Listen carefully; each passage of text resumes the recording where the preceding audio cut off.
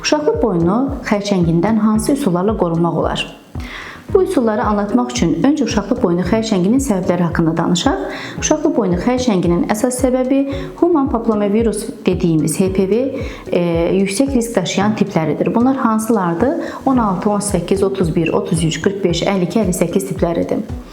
Ümumiyyətlə demək olar ki, bütün qadınlar həyatı boyunca HPV virusundan qarşılaşmış olur və pasientlərimizin çoxu, qadınların çoxu gənc və immuniteti yetərli olduğu üçün %90% bu virusu öz immuniteti hesabına bədəndən qovmuş olur. Geri qalan %10 hissəsində isə HPV virusu uşaqlıq boynunda qalıcı olaraq qalır və hücresel dəyişikliklərə səbəb olaraq xərçəngboynu xəstəliklər yaradır.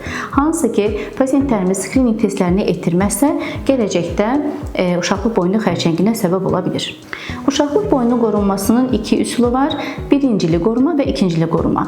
Gəlin birincili qoruma haqqında danışaq. Birincili qoruma virusla heç qarşılaşmadan öncə, yəni cinsel aktivlik başlamadan öncə HPV viruslarının bu saydığımız yüksək risk tiplərinə qarşı edilən peyvəndləmədir.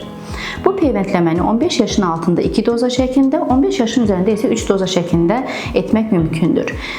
HPV peyvəndləmə cinsel aktivlik başlamadan öncə etdirdiyimizdə uşaqlıq boynu xərçəngindən demək olar ki, tamamilə qorunmuş olur. Ancaq cinsel birliktəlik başladıktan sonra isə yenə də etdirmək mümkündür. Uşaqlıq boynu xərçəngindən qorunma üsulunun ikincisi hansıdır? Bu skrining testləridir. Hansı ki, iki yolla etmək mümkündür. Birincisi pap smear testi. Pap smear testi uşaqlıq boynundan alınan yaxmanın patoloq tərəfindən mikroskopda incələnməsidir. Burada hər hansı bir hücresel dəyişiklik baş veribmi, onu müəyyən edirik. İkinci üsul isə HPV taraması testidir. Burada biz HPV virusu varmı, yoxmu ona baxırıq. Varsa hansı tipi müsbətdir, onu identifikasiya edirik. HPV testini adətən 25 yaşdan yuxarı edirik və 5 ildən bir təkrarlanır. Bu iki testin eyni vaxtda edilməsi tək başına pap smear edilməsinə görə bizə daha doğru yol göstərir və daha yüksək həssasiyyət göstərir.